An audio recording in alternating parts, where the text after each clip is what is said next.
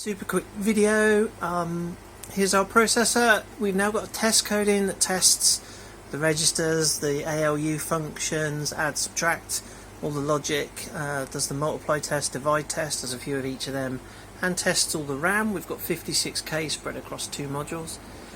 So here it is running at 1 kilohertz, and you can see here on the display what current thing it's testing. We've got a nice big delay in,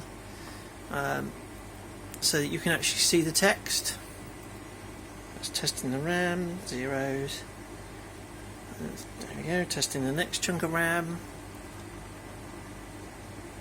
And then passed. So, yeah, all good, happy, running, nice big board.